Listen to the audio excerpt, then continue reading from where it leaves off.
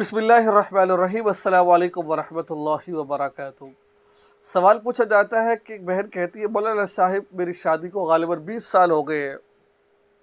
शोहर हम मिस्री ठीक करते हैं, ठीक ठाक है, लेकिन बांझपन है उनके अंदर। जैसे औरतों में बांझ की बीमारी होती है, बच्चा पैदा नहीं कर सकते, जरासीम नहीं होते, इस तरह मर्दों में भी होती है, कमज़ोरी होती है, जिसके ज़रिए से बच्चा पैदा नहीं होता है।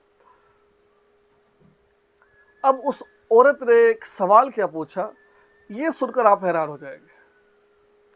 ठीक है, कुछ और बातें भी है, मैं आपको पूरी वीडियो इंशाल्लाह मैं इस वीडियो में बताऊंगा। मैं आपको बस पूरी वीडियो देखें, और अगर चैनल पर न्यू है चैनल को सब्सक्राइब कीजिए यार, और अगर पेज फेसबुक पेज पर देख रहे हैं फॉलो ज़रूर कीजिए, और इसको आगे ज़रूर शेयर करिए। इसमें आपको कुछ नहीं जाएगा, लेकिन लोगों को हो सकता है कि आपके शेयर करने से लोगों को फ़ायदा हो जाए, तो शेयर लाजमन कीजिएगा इसको।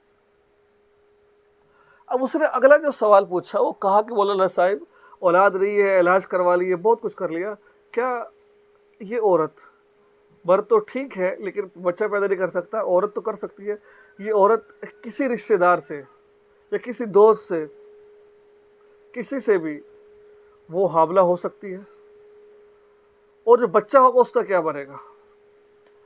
तो मैंने उस बहन से कहा कि आप जो ये बात कह रही हो कि मैं किसी से हामला हो जाऊं, ये आता है ज़िना के अंदर। ठीक है, ये आता है ज़िना के अंदर। हाँ, ये ज़रूर कर ले आप कि आपके भाई हैं, बहनें हैं, उनके यहाँ औलाद है, वो बच्चे होते हैं, उनसे बच्चा गोद में ले ले। तो बहरहाल ये जो आप काम कर रहे हैं ना, ये जो बच्चा पैदा होगा ये वल्दो ज़िना पैदा होगा, क्योंकि ये आपके शोहर से नुतफ़े से नहीं, किशोर के नुतफ़े से है ये, और वो ज़िना का बच्चा है, हलाल करिए हराम का बच्चा है ये। तो लिहाजा इस तरह करना आपके लिए किसी सूरत में जायज़ है, चाहे वो रिश्तेदार हो, कोई भी हो, लेकिन ये काम आपके लिए जायज़ नहीं है।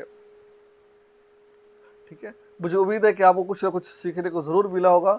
दुआ याद रखें, चैनल को सब्सक्राइब कर लीजिए, और इस वीडियो को आगे शेयर ज़रूर कीजिएगा। अस्सलाम।